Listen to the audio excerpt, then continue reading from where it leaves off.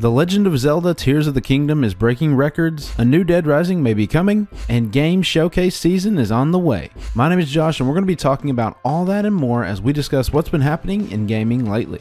The Legend of Zelda Tears of the Kingdom has recently been released and it looks like it's going to be another smash hit for Nintendo. The game currently sits at a 96 on Metacritic and it's already breaking sales records. According to GameIndustry.biz's Christopher Dring, Tears of the Kingdom's box sales so far have propelled it to be the largest box game launch of the year in the UK. The game has already beaten out Hogwarts Legacy box sales by more than 50%, and we know what a massive success that game has been. Tears of the Kingdom has already dwarfed Breath of the Wild's sales numbers for opening week, selling 2.7 times more than the first game in the same time period. And according to Kotaku, the game has also broken Nintendo records by reaching over 10 million in sales within the first 3 days, making it the quickest selling Nintendo game in Europe or America. Tears of the Kingdom has also helped to boost Breath of the Wild sales as well, helping the older game grow by 31% week over week. Nintendo of Europe's president had this to say about the game's success. In its 7th year, Nintendo Switch momentum continues strongly. As this record-breaking launch shows, we're so grateful for the support of fans for The Legend of Zelda Tears of the Kingdom, and are truly looking forward to seeing their adventures and creations as they journey into Hyrule. In IGN's review, they discussed that the game builds upon the first and improves the experience in nearly every way, from gameplay improvements to new building mechanics and even a new and exciting story. They also added that through their 100 hours of gameplay, they experienced basically no bugs, which is remarkable in itself considering how games are being released these days. While I won't sit here and discuss everything great that has been said about the game, just know that if you're a fan of the first, then you can basically be guaranteed that you're going to enjoy playing the sequel. And these games do give me hope that in a world full of unfinished and underwhelming AAA titles, there are still companies out there that are producing finished games that give fans exactly what they want and more. Dead Rising fans, you may have a reason to get excited very soon. This news is coming from JezCorden, an editor at Windows Central on Twitter. There may be a new Dead Rising game here on the horizon. This information was shared in response to another Twitter user discussing that they got pushed into Xbox because of the Dead Rising series, with JezCorden responding to them by saying, quote, "If you're a Dead Rising fan, then there may be something on the horizon for you too," indicating that a new Dead Rising game may be coming soon. He continued later by expanding on his comment saying, quote, "Heard it's a reboot, Capcom been on a solid keel lately." So it definitely seems like Dead Rising 5 is completely dead, and we sort of already knew that, right? So it sounds like instead of making a continuation of the previous series, they're just going to go for a complete reboot, which could be what the series is needing. While we'll have to wait for some more definitive confirmation on this one, I think it's some pretty exciting news. As we know, the last Dead Rising title was Dead Rising 4, releasing all the way back in 2016 and was definitely not the best received game, and eventually led to the collapse of the development studio and the canceling of Dead Rising 5. With all the recent remakes, I'm surprised to hear that the next game would be likely a reboot, but like I said, maybe what the series needs to jump back into the spotlight, and I for one would welcome another awesome Dead Rising game, assuming that they can get everything right and deliver on the things that the first Dead Risings really did well. The next PlayStation Showcase is set for May 24th. This is going to place it right before the packed month of June, which includes some other big events such as the Summer Game Fest, Xbox and Bethesda Showcase, Starfield Direct, Ubisoft Forward, and GDC Showcase. The PlayStation Showcase is said to have a variety of new games and new IP that are going to be heading to the PlayStation 5 and PSVR 2. The show is supposed to run for a little over an hour, and we're going to get some new details on those PS5 titles as well as some of the PSVR 2 games that are currently in development. While a lot is still unknown about the PlayStation lineup for 2023, we're probably definitely going to see some more information about Marvel's Spider-Man 2, and I'm excited to see some of these new IPs as well. I'd also be excited to see some new information on, say, Death Stranding 2, or the next Horizon Forbidden West sequel that we discussed is happening on a previous episode. While we're on the topic of PlayStation, it's no secret that the PS5 is a huge success. And according to VG charts, the PS5 is ahead of Xbox Series S and X sales by over 15 million units. According to the numbers, the PS5 has a 62.7% market share among current-gen consoles, with the Xbox Series S and X having a 37.3% share, a year-over-year drop. Last week we discussed Phil Spencer saying that Xbox were not in the business of out-consoling Sony or Nintendo, but I'm still sure that they'd be happy to close this gap some, if not fully. But as long as Xbox Game Pass continues to be a success and they continue to sell games on both Xbox and PC, they can still be successful, that's for sure.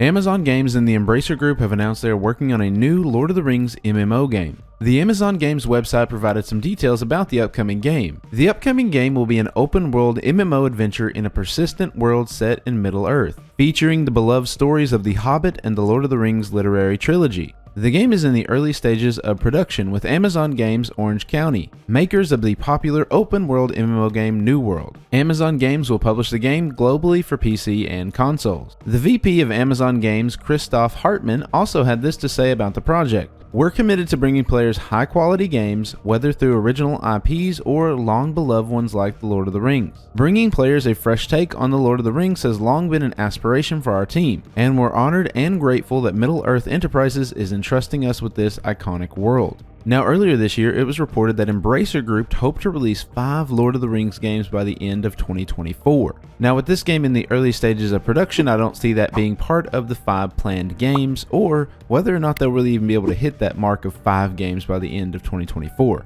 However, one of those games is upcoming and is going to be releasing soon, and that is The Lord of the Rings Gollum, releasing on May 25th. However, I do feel like having an open world MMO game in Tolkien's universe could work really well if it's done in a good way. With such deep lore and so many interesting characters and different groups, I just feel like it could be a perfect setting for an MMO game, given the right amount of care and the right amount of support and development for this game. The world of Lord of the Rings is a massive IP with lots of earning potential. However, we'll just have to wait and see whether these games will actually add to Tolkien's work in a positive way and be fun to play. I guess we'll soon find out with the release of The Lord of the Rings Gollum, which should give us an idea of the type of quality that we can expect from these upcoming releases. And I really just hope that it's good.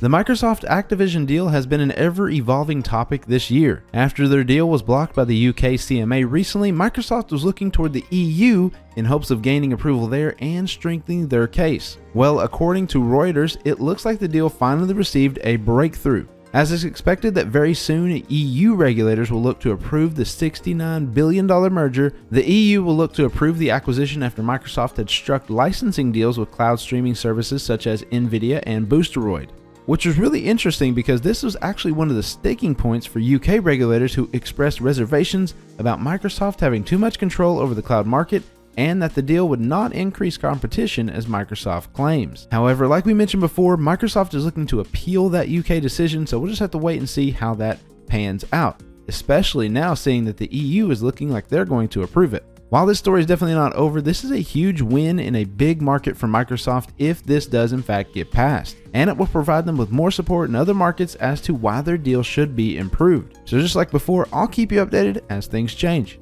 Moving on to some Ubisoft news. Ubisoft is planning to increase the number of developers that they have working on the Assassin's Creed franchise by around 40%. In Kotaku's report, they discussed that currently around 2,000 of Ubisoft's developers are working on Assassin's Creed, and that number is going to increase to around 2,800. Now, if you are unfamiliar or you were not aware, there are currently 1 million Assassin's Creed games in development. That's a bit of an exaggeration, but it's around 6 games that are currently in development, with Assassin's Creed Mirage being the soonest to release, with a rumored release date of around October 2023.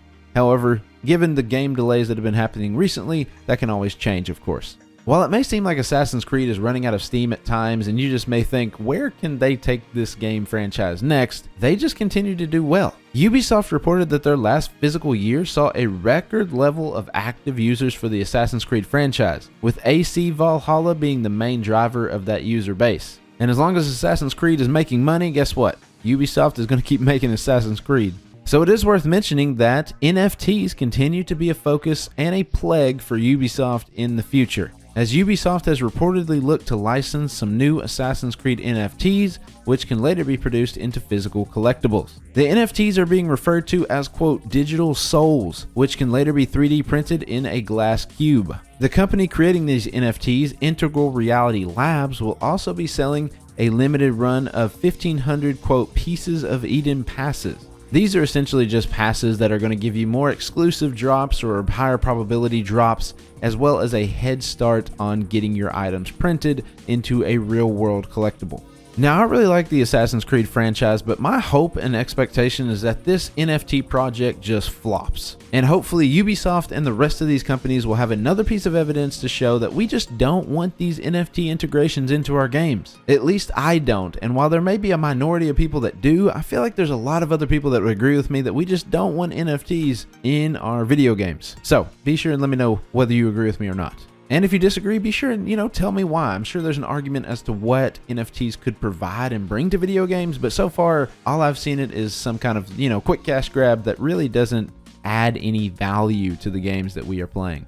And all of this is coming off the recent news that reportedly, Ubisoft has laid off around 60 people across offices in the US and the UK. Now, while Ubisoft is a huge company with, tens of thousands of employees, you still don't like to hear people losing their jobs as they're increasing development on certain franchises. According to a report from GameSpot, these layoffs were due to, quote, organizational changes and were from Ubisoft's Customer Relations Center team. They also reported in the article that one of the affected employees stated on Twitter that they were not actually provided notice about the cuts beforehand and that they came very suddenly, which is definitely unfortunate and I feel like not a very good way to handle things when you are going to lay people off or cut them, because people have lives, they have people that depend on them, they have to pay bills, and so that makes it really hard. So here's to hoping that these folks can find new roles very soon. There are new game reveals on the horizon, both from EA and Activision. Sources at Insider Gaming are reporting that the new Call of Duty will be revealed at the beginning of August. It was previously reported by Bloomberg's Jason Schreier that the next COD game is being developed by Sledgehammer Games. As it's being reported by Tom Henderson, Insider Gaming sources have revealed that 2023's title will be called Modern Warfare 3,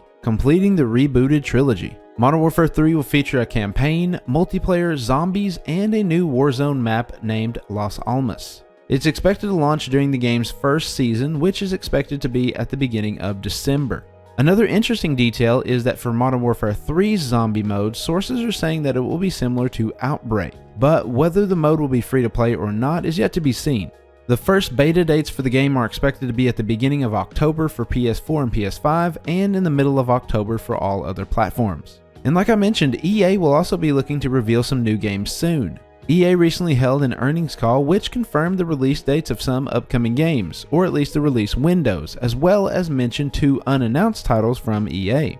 It was slated with some of the expected titles such as Madden, NHL 24, and their newly branded EA Sports FC, which is EA's first release without the FIFA branding. It also confirmed that Immortals of Avium would be releasing Q2 2024 along with some of those sports titles. EA also recently announced that they would be revealing EA Sports FC 24 in mid-July, discussing the change in branding and what fans can expect from the game moving forward, which I'm just going to go out on a limb and say it's probably more of the same but without the FIFA on it. I'm just going to go ahead and guess. Regarding the unannounced titles, Insider Gaming's Mike Straw discussed that they are most likely to be the racing title EA Sports Rally, which was previously known as the Series Dirt, and an EA Sports title which may possibly be UFC 5. We also know that a new college football game is on the horizon, and recently we actually got some new information about that. According to a recent article from Michael Rothstein of ESPN, FBS college football players will have the option to opt in and feature in the upcoming game that's set to release in 2024. Now, these players would have their likeness in the game and would receive compensation for that likeness. However, the amount and payment structure is still being worked out. They did, however, say that the revenue would be, quote, divided equally among the athletes included in each licensing program. So if a player doesn't want to be in the game and participate, then they would just simply be replaced by a generic player. Game Freak and Private Division are working together on a new IP. The project is only known so far as Project Bloom, and is set for Take-Two's fiscal year 2026, making the release of the game still probably a couple years away. The only real information we have on the game so far comes from their press release, which stated the game would be, quote, a new action-adventure game, as well as we got this concept art photo.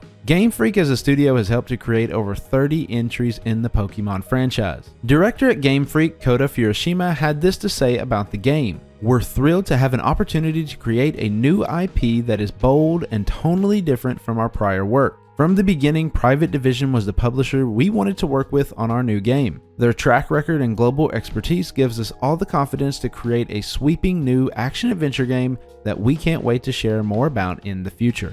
Private Division has helped develop games or publish games such as Kerbal Space Program, The Outer Worlds, and Ancestors: The Humankind Odyssey. So, I'll be looking forward to hearing more about this project. If you enjoyed the video and want to keep up with what's happening in gaming lately, then be sure and subscribe. Also, be sure and check out one of the other videos on your screen.